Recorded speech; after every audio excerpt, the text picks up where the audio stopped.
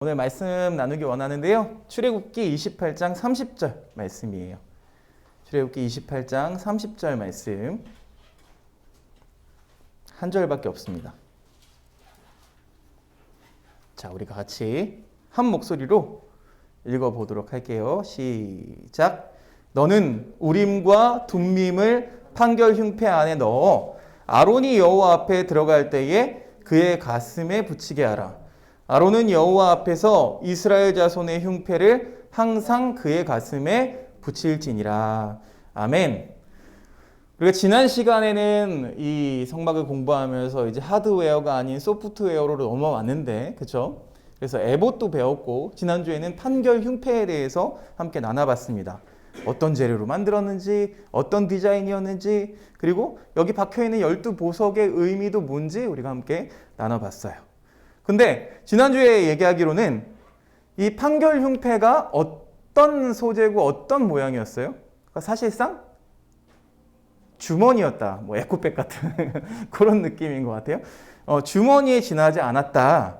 그러니까 판결 흉패는 기능상 무엇을 보관하기 위해서 있는 것이다? 안에 내용물이 있어요. 뭐라고요? 오늘 함께 말씀에서 나눴던 우림과 둠밈을 보관하는 장소에 지나지 않았다. 기능상으로는요. 그걸 알 수 있습니다. 여러분, 우림과 둠밈이란 말 들어봤어요? 들어봤어요? 그래요? 우림과 둠밈, 나 어렸을 때 잘 못 들어봤어요. 솔직히. 목사님 중고등학교 때 그래도 성경 공부 참 열심히 했거든요. 전도사님하고. 막 되게 열심히 했는데, 신약은 되게 많이 뗐어요. 신약은 뭐 요한계시록까지 막 열심히 공부했어요. 우리 땐 그랬다? 우리 때는 막 성경 공부를 그렇게 열심히 했어. 왜 이렇게 치열하게 했는지 몰라. 1시간 반씩 했어요. 어떤 날은 그 특강으로 한 4시간씩 한 적도 있어요. 근데 그게 너무 재밌어서 들었던 기억이 있어요. 근데 지금은 이보다 재밌는 게 더 많죠. 이보다 재밌는 게 너무 많아요. 나도 막 넷플릭스 보면 막 디즈니 플러스 이런 거 보면 다 구독하고 있는데 너무 재밌는 게 많죠. 그런데 우리가 잘 알지 못하는 거잖아요. 오늘 우림과 둠밈 이거 알고 지나가면 나중에 신앙생활하면서 청년이 되거나 장년이 돼서도 나 그때 들어봤어 하고 잊혀지지 않았으면 좋겠습니다. 자, 이 우림과 둠밈 이게 지금 우리의 시선으로 우리가 아직 이걸 실제로 보지 않았잖아요. 실제로 만나보지 않았어요. 그림 한번 띄워주실래요? 그림 한번 띄워주시면 이렇게 생겼어요. 이거 뭐 같아요? 바둑알 같아요. 정확해요. 근데 이게 우리가 생각할 때, 지금 우리가 생각할 때 여러 가지 그 이야기들을 종합해 봤을 때 이렇게 생기지 않았을까라고 짐작한다는 거죠. 근데 성경이에요. 이 우림과 둠밈에 대해서요 자세하게 얘기를 해주지 않습니다. 친절하지 않아요. 그래서 우리가 이렇게 상상할 수밖에 없어요. 여러 가지 그 말씀들을 조합해서 이 정도 되지 않을까라고 상상할 수밖에 없어요. 보니까 우림과 둠밈이 어떻게 만들어지고 뭐 어떤 재료로 만들어졌다는 얘기가 없어요. 그렇죠? 30절 한 절로 끝나요. 오늘. 다른 것들은 되게 디테일하게 나왔잖아요. 근데 여기에 대해서는 자세하게 설명되어 있지 않아요. 다행히도 이 구약 성경 말씀에는 이 우림과 둠밈이 어떤 환경에서 사용되었는지를 알려주는 구절들이 있습니다. 민수기 27장 보면은요, 엘르아살이라는 제사장이 있어요. 근데 이 사람이 우림의 판결로서 여호와 앞에 물을 것이다. 이렇게 이어 나와 있어요. 그러니까 뭔가 판결을 할 때 사용한 건 분명해라고 알 수 있죠. 사무엘상 28장에도 보니까요, 사울이 여호와께 묻자오되 여호와께서 꿈으로도 우림으로도 선지자로도 그에게 대답하지 아니하셨다. 그러니까 뭐 이 우림과 둠밈을 사용했던 거죠, 그렇죠? 근데 그걸로도 제대로 대답해주지 않았다라고 나와 있고요. 사무엘상 14장 말씀 보니까 또 사울이 이스라엘 하나님 여호와께 아뢰되 원하건대 실상을 보이소서 하였더니 요나단과 사울이 뽑히고 백성은 면한지라. 뭔가 뽑았다라는 어떤 그런 그 자취를 흔적을 발견할 수가 있습니다. 그러니까 민수기 27장 말씀은 여호수아가 모세의 후계자인지를 물어보는 것을 이 우림과 둠밈을 사용했다는 거예요. 이 사람의 후계자가 맞습니까? 이거를 지금은 막 우리가 투표하잖아요. 그렇죠? 막 선거하고 하잖아요. 근데 이때는 이 사람이 맞습니까? 그래서 50대 50으로 뽑아보는 거예요.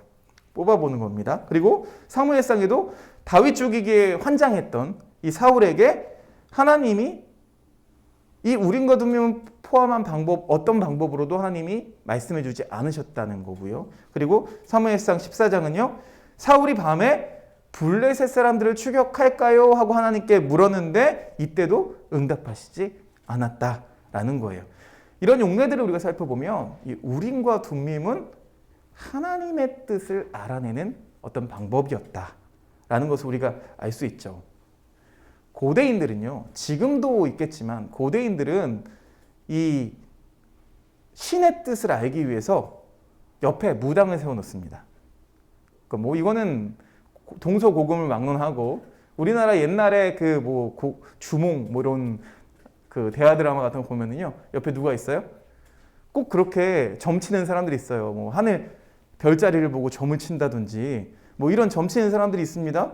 그래서 뭐 짐승의 내장, 그러니까 짐승의 배를 갈라서 짐승의 내장의 모양을 보고 어떤 짐승이 어떻게 내장이 튀어나올지 모르잖아. 그 짐승의 모양을 보고 내장의 모양을 보고 어떻게 이렇게 펼쳐지는지 모양을 보고 점을 치기도 하고 우리가 잘 알고 있는 뭐 쌀을 던져가지고 뭐 이런 거 있잖아요. 그 다음에 아까 얘기했던 대로 별자리를 관찰하기도 하고 근데 그 중에 하나가 뭐였냐면 조약돌을 이용해서 점을 치는 방법이었대요. 조약돌을 이용해서 이것을 세포만시, 뭐라고요? 세포만시라고 부르는데 세포는 조약돌을 뜻하고 만시는 점수를 뜻합니다. 그래서 이 세포만시, 그래서 고대 관습을 하나님께서 이스라엘화 시킨 것이 우림과 둠밈이다 라는 견해가 있고요. 다른 견해들도 있습니다. 뭐 성경 여러 구절을 봐도요, 자세한 내용은 드러나지 않아요. 근데 그래서 우림과 둠밈에 대해서는 여러 가지 이견들이 있습니다. 다른 생각들이 있는 거예요. 자세하게 나와 있지 않으니까.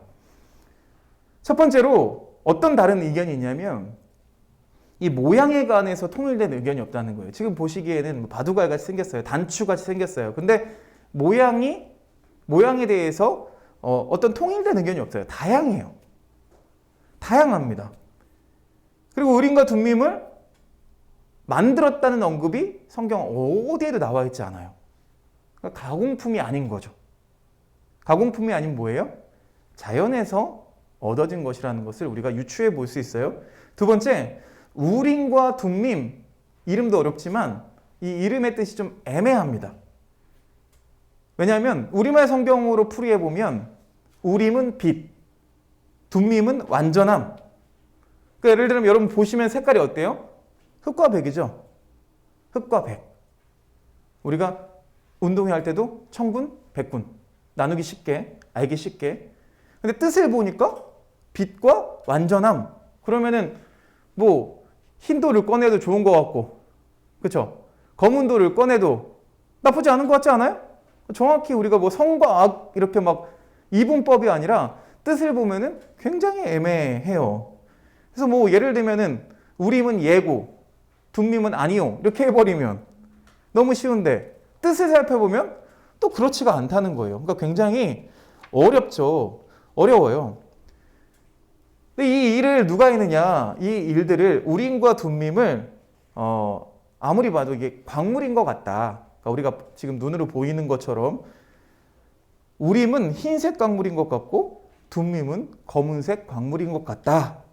그래서 이렇게 유추할 수가 있다는 거예요. 바둑알과 같은 모양이 아닐까 하고 유추해 볼 수 있다는 거지만 이게 정확한 모양은 아니다 라는 것을 우리가 기억해야 합니다. 알겠죠? 이건 우리가 상식으로 가지고 넘어갈 수 있어요. 전제하고 넘어갈 수 있고요. 자, 그러면 우림과 둠밈을 꺼내서 점은 아니죠. 그렇죠? 그 고대 근동에서 다른 나라에서 행하던 점은 아닙니다. 이건 하나님의 뜻을 구하는 건데 하나님의 뜻을 구하는 건 그럼 누가 하는 거예요? 이것을 잊고 있고 이것을 가슴에 품고 있는 대제사장이 이 일을 하는 거죠. 그러니까 우리가 대제사장이 희생제사만 드리는 게 아니었어요. 그렇죠? 그리고 또 율법만 가르치는 게 아니었어요. 하나님께서 말씀하시는 판결을 내리시기도 했다는 거예요. 판결을 내리는 역할도 대제사장이 했었다. 지난주에 우리가 말씀 보면서요, 이 판결 흉패, 이 판결 주머니의 재료가 어디의 재료랑 똑같다고 했어요? 지성소, 그렇죠? 지성소의 재료랑 똑같고 모양도 정사각형으로 똑같다라고 제가 말씀을 드렸어요. 그러니까 이 재료를 보면은요, 알 수가 있죠. 그러니까 이 재료를 보면은 결국에는 이 안에 들어있는 것 역시 뭐예요? 이 땅에 속한 것이 아니라 하늘에 속한 것이죠. 그러니까 이 판결이 나오는 것도 그냥 내가 대제사장 마음대로 꺼내는 게 아니라 이거는 하늘의 뜻이야. 하나님의 판결이야. 라는 것을 우리가 의미합니다. 그냥 우리가 제비 뽑기 하듯이 우리가 벌칙 막 사다리 타기 뭐 이런 거 하듯이 재미로 그렇게 뽑는 게 아니라요. 이 판결 흉패, 이 안에서 뽑아내는 것은 하나님의 성소에 묻는 거죠. 성소의 의견을 구하는 거예요. 그러니까 굉장히 무거운 일이죠. 가벼운 일이 아니죠. 재미로 하는 게 아니죠. 이건 하나님의 판결이었다는 거예요. 그런데 여러분, 우리가 잘 알듯이 이 우림과 둠림이라는 시스템, 여러분 이거 되게 합리적입니까? 합리적이지 않습니까? 우리가 생각할 때 어때요? 하나님 앞에는 합리적일 거예요. 그런데 우리가 봤을 때는 이거 굉장히 구립니다. 구려요. 이 구약의 시스템은 한계가 있습니다. 항상 한계가 있어요. 그렇죠? 사람들이 마음대로 하나님 앞에 가지도 못해. 그치? 뭐 과정이 많습니다. 심지어 이 성전 안에 들어오려면, 은사나 성전 안에 들어오려면 그 과정도 되게 많잖아요. 복잡해요. 한계를 상징하는데 모세라는 사람은요, 여러분 모세가 이 환상을 보고 이 성소를 만들도록, 성막을 만들도록 했잖아요. 근데 모세는 어땠어요? 모세는 대제사장도 아니었잖아요. 그렇죠? 심지어 우림과 둠림을 사용하지도 않았어요. 근데 어떻게 했어요? 하나님께 다이렉트로 질문했습니다. 그리고 답을 얻었습니다. 그러니까 우림과 둠림은 뭐냐면 이 모세가 없을 때를 대비한, 모세가 사라졌을 때를 대비한 하나님과의 통신 시스템이었다는 거예요. 여러분, PC 통신 아세요? 황수연 선생님 아시잖아요. PC 통신 때문에 목사님이 어렸을 때 엄마한테 돼지게 혼난 적이 몇 번 있습니다. 왜냐하면 옛날에는 전화선을 연결했어요. 전화선을 딱 연결하면 연결되는 시간도 소리가 나. 삐리리 약간 팩스 같은 소리가 막 나요. 그러면서 연결이 됩니다. 연결이 되면 지금처럼 막 그림이 뜨는 것도 아니에요. 거의 텍스트로 천리안, 하리테일, 나우누리 이런 데 들어가서 막 그 덕질을 해요. 요즘에 너희들 하듯이 우리도 그게 있었다고. 통신사마다 그 자기가 좋아하는 연예인들 덕질할 수 있도록 클럽이 있었어요. 거기 가서 뭐 활동도 하고 취미밍 활동도 하고 막 이렇게 합니다. 그러면 이제 엄마가 집에 전화하면 어떻게 될까요? 통화 중인 거죠. 통화 중이죠. 통화 중이어서 혼나고, 그 다음에 그 전화 요금이 계속 통화 중이니까 엄청 나오죠. 막 몇만 원, 10만 원 막 나온 적도 있어요. 그래서 난리가 났었죠. 그렇죠. 그래서 와, 이거 나중에는 잘 얘기해서 이게 무제한 그 요금제가 있었어요. 그 통신할 수 있도록. 근데 그것도 마음대로 못해요. 왜냐면 계속 통화 중이면 안 되니까. 당시에는 뭐 휴대폰이 없잖아요. 그러니까 집에 전화가 돼야 되는데 집에 전화가 안 되면은 막 진짜 부모님 입장에서는 열받았겠죠. 아무튼 그렇게 해서 등짝 스매싱을 많이 맞았었습니다. 하고 싶어서.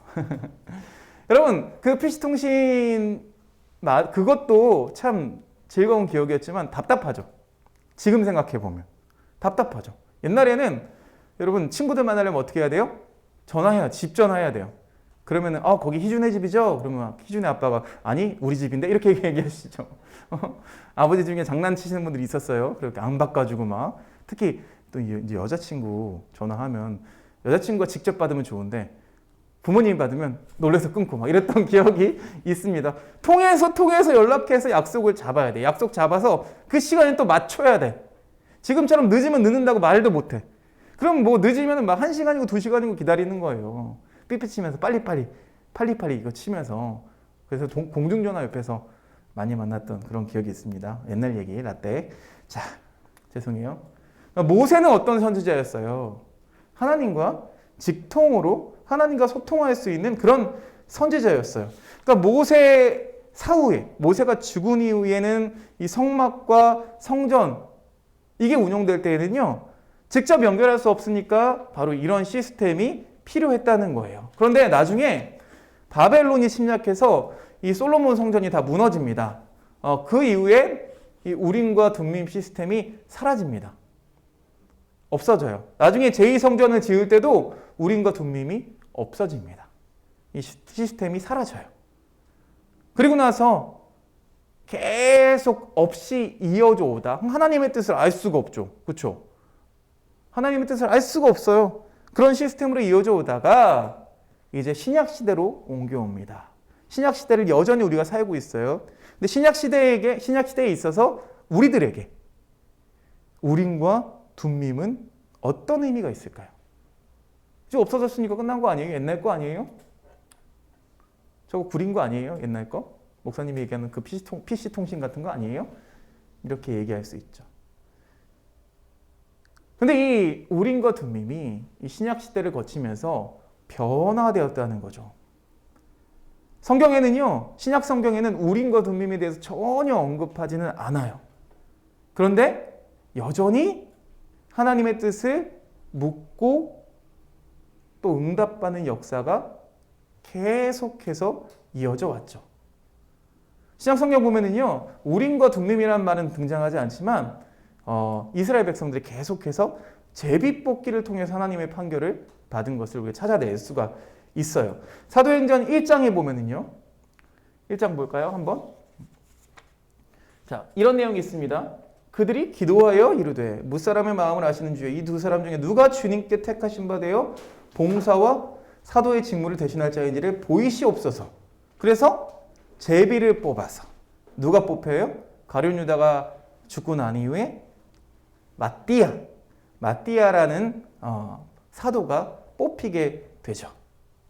근데 여기서 우리가 잘 봐야 되는 게, 말씀을 잘 봐야 되는 게, 제비 뽑기를 하기 전에 뭘 했는지 아세요? 기도했어요. 기도한 후에 제비를 뽑았다. 그리고 나서 이 사도행전 1장을 마지막으로 더 이상 제비 뽑기도 등장하지 않아요. 왜 그럴까요? 그럼 말씀을 찾아봐야죠. 사도행전 1장 끝에 제비 뽑았단 말 이후에 등장하지 않아. 그럼 2장을 봐야죠. 2장을 살펴볼까요? 2장에 어떤 사건이 있냐면요, 바로 오순절 성령께서 강림하시는 사건이 등장합니다.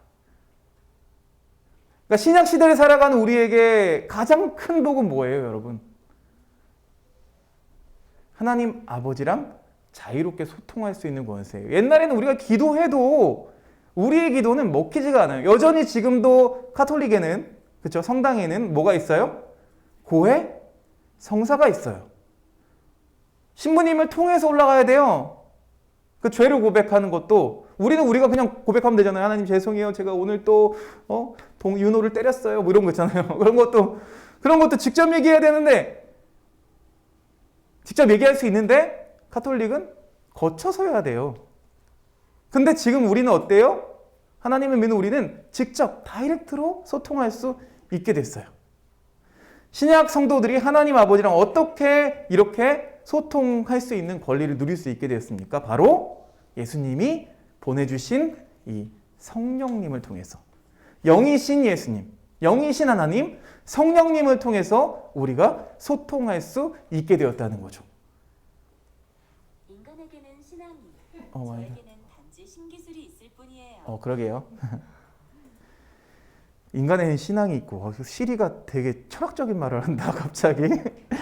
한 사람이 우림과 둠밈을 막 가지고 있어서 하나님의 뜻을 이렇게 막 알려주는 게 유익합니까? 아니면 여러분, 각자 다 이런 걸 가지고 있어서 각자 활용하는 게 편합니까?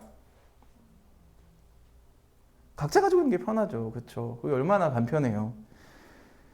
우림과 둠밈은 사라졌지만 그보다 훨씬 유익한 성령님을 우리에게 선물로 주셨어요. 요한복음 16장에 예수님이 성령님에 대해서 약속하십니다. 이게 단지 사도들한테만 약속한 게 아니에요. 이 모든 성도들, 우리 모두에게 하신 약속인 줄로 믿습니다. 오늘 우리가 살아가는 시대에는 아론 계열의 대제사장이 없습니다. 당연히 우림과 둠밈이 존재하는 판결도 없습니다. 지금 법 조항을 따져보죠. 그리고 우리에게는 하나님과 다이렉트로 연결했던 모세보다 훨씬 큰 존재, 누가 계세요? 예수 그리스도가 우리와 함께 하십니다. 우리에게는 우림과 둠밈의 역할을 하시는 건 결국 예수 그리스도시죠. 그리고 그분이 보내주신 성령님을 통해서 우리는 하나님의 뜻을 알 수가 있습니다. 옛날에는요, 전화도 흔치 않았대요. 전화도 흔치 않았을 때는, 목사님 그때 아닙니다. 이제 전화가 와요. 전화가 오면, 자, 우리 그 조경윤 씨네 대 그 좋은 사인이 좀 바꿔주세요. 그러면 어떻게 해요? 누구한테 전화 올까요? 마을 이장님한테 전화가 오죠. 마을 이장님 집밖에 전화가 없거든. 그러면은 전화 끊지 말고 기다리세요. 불러가지고 야, 은산이 좀 데리고 와라. 그래서 은산이 데리고 와서 전화를 하죠. 막 이런 복잡한 과정을 거쳤다면 지금은 어떻습니까? 여러분, 지금 우리는요, 휴대전화 다 가지고 있죠. 물론 지금 뭐 학교에서 하지 말라 그래서 안 가지고 있는 친구도 있지만, 그렇죠? 다 가지고 있습니다. 그래서 쉽게 연락할 수 있고, 마치 우리가 예전에는 그렇게 하나님의 뜻을 알 수 있었다면 지금은 아주 편리하다는 말은 옳지 않아요. 이게 은혜죠, 은혜. 우리 모두에게 주어진 것이기 때문에 은혜죠. 구약의 대제사장이 가슴에 품고 있던 우림과 둠밈이 오늘날 우리 가슴 속에 존재합니다. 여전히 이 안에 있어요. 이 주머니 안에 있어요. 그럼 우리는 어떻게 해야 돼요? 이 뜻을 알기 위해서는 이 안에 계신 성령님과 계속해서 교제를 나눠야 돼요. 친밀하게 교제를 나눠야 돼요. 그래서 수시로 하나님께 예배하고 기도하고 묵상하고 찬양하는 일을 멈추면 안 되는 거예요. 로마서 8장 26절에는요. 함께 읽어보겠습니다. 띄워주세요. 함께 읽어보겠습니다. 시작. 이와 같이 성령도 우리의 연약함을 도우시나니 우리는 마땅히 기도할 바를 알지 못하나 오직 성령이 말할 수 없는 탄식으로 우리를 위하여 친히 간구하시느니라. 옛날에는 우리 전우사님이 막 말씀 읽고 이러는데 그걸 이해를 못했어요. 뭐 술 마신 것도 아니고 저런 말 했는데 지금은 좀 이해해요. 말씀이 꿀송이보다 달다라는 게 좀 이해가 돼요. 여러분, 우리가 뭘 기도해야 되는지도 모르는 때가 있어요. 그렇지 않아요? 기도를 하긴 해야 되는데 도대체 뭘 기도해야 되는 거야? 어떨 때는 마음이 막 무너져가지고 기도가 안 나와요. 그럴 때 어떻게 돼요? 기도 못하죠. 그냥 주님, 주님 그냥 막 끙끙 앓는 거죠. 근데 오늘 말씀 보니까 뭐래요? 성령께서 그런 순간에 그렇게 기도할 바를 알지 못하는 그런 순간에도 우리를 위해서 기도하신다는 거예요. 이거 너무 놀랍지 않아요? 너무나 은혜의 말씀 아니에요? 구약의 우림과 둠밈은 이런 역할을 못했어요. 해줄 수가 없습니다. 반드시 찾아가야 됐죠. 그 과정과 절차도 너무나 복잡했어요. 근데 심지어 하나님의 뜻을 알게 하시는 것도 부족해서 우리 대신 해주세요. 우리에게 훨씬 유익하신 분이십니다. 우리가 묻지 않는 것까지도 다 알아차리시고 준비하십니다. 우리가 무엇을 기도해야 될지 잘 알지 못해도 성령님께서는 꼭 필요한 기도를 대신해서 해주시는 덕분에 우리가 이렇게 살아가고 있습니다. 오늘은 부활주일입니다. 예수님의 부활 사건은 우리에게 시사하는 바가 있습니다. 우리가 가장 두려워하는 게 뭐예요? 가장 두려워하는 게 뭐예요? 은사나? 자살골? 그거보다 더 두려운 게 있죠. 궁극적으로 두려운 거 뭐예요? 죽는 거 두렵습니다. 죽는 거 두려워요. 여러분 어제가 세월호 8주기였어요. 그렇죠? 그런 상상을 해봐요. 그 배 위에 내가 올라타 있을 때 어떤 마음이었을까? 점점점 바닷속으로 가라앉는 그 상황 속에서 우리가 할 수 있는 건 무엇이 있었을까? 내가 할 수 있는 건 무엇이 있을까? 죽음이 눈앞에 닥쳐있는 그 상황에서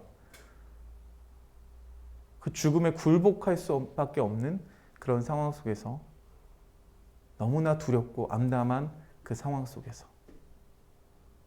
그러나 예수님은 우리에게 보여주셨습니다. 그 죽음을 이기시고 부활하시는 모습을 보여주셨고 오늘 말씀처럼 우리에게 새로운 우림과 둠림 그거보다 훨씬 더 앞선 기술 그거보다 더 빠른 5G 같은 그런 성령님을 우리에게 허락해 주셨다는 거예요. 우리는 죽음을 이겨야 돼요. 죽음을 두려워하지 말아야 돼요. 실제로 다가오면 무서울 것 같아요. 그러나 그때에 하나님을 찾을 수 있는 저와 여러분들이 됐으면 좋겠습니다. 죽음을 이기신 예수 그리스도의 그 부활의 능력 또 우리와 소통하기를 원하시는 그 하나님의 그 놀라운 십자가의 은혜가 여러분 우리 마음속에 가득해서 이번 한 주간도 성령님을 의지하면서 우리에게 주시는 우리와 함께 하시는 그 성령님을 의지하면서 우리 마음속에 있는 우림과 둠림을 자꾸 꺼내어 보고 우리가 기도할 바를 알지 못할지라도 우리를 위해서 대신 기도함을 기억하면서 한 주간 승리하며 살아가는 저와 여러분 되시기 주님의 이름으로 축복드립니다. 우리 같이 말씀 가지고 기도하기 원합니다.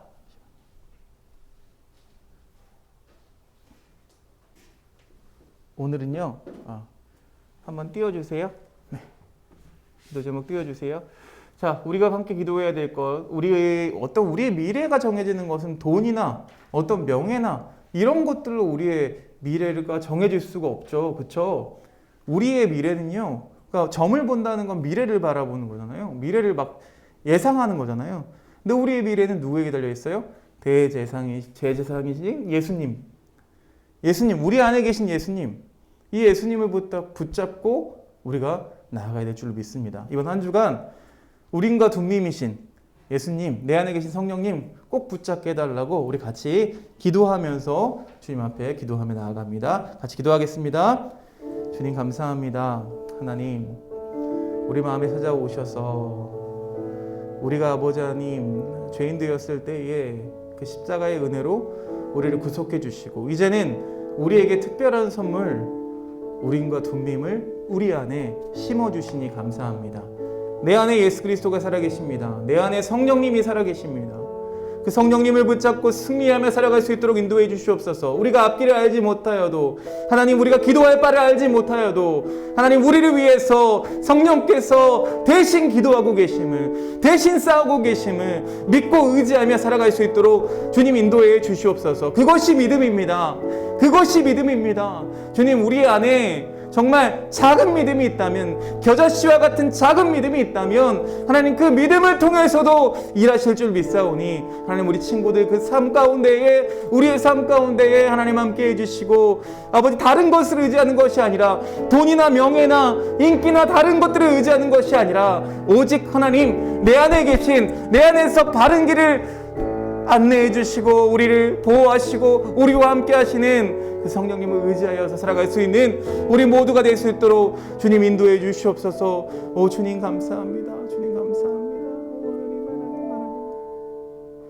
하나님 감사합니다. 오늘도 주신 말씀 붙잡고 그 말씀을 다시 한번 우리 안에 계신 그 우림과 둠림을 향하여 성령님을 향하여서 그 말씀을 새기고 또 그 말씀을 가지고 살아가기를 원합니다. 하나님 감사합니다. 부활하신 예수 그리스도께서 그것만으로도 부족해서 우리에게 보내주신 성령님, 그 성령님을 통하여 우리가 힘들고 우리가 기도할 바를 알지 못해도 우리를 위해서 싸우시는 그 성령님이 계심에 오늘 하루도 살아갈 수 있음을 고백합니다. 이번 한 주간도 그 성령님을 든든히 붙잡고 우리의 길을 안내해 주시는 주님의 말씀을 붙잡고 승리하며 살아갈 수 있는 저와 우리 하나팀의 친구들 다 될 수 있도록 주님 인도해 주시옵소서. 예수 그리스도 이름으로 기도드렸사옵나이다. 아멘.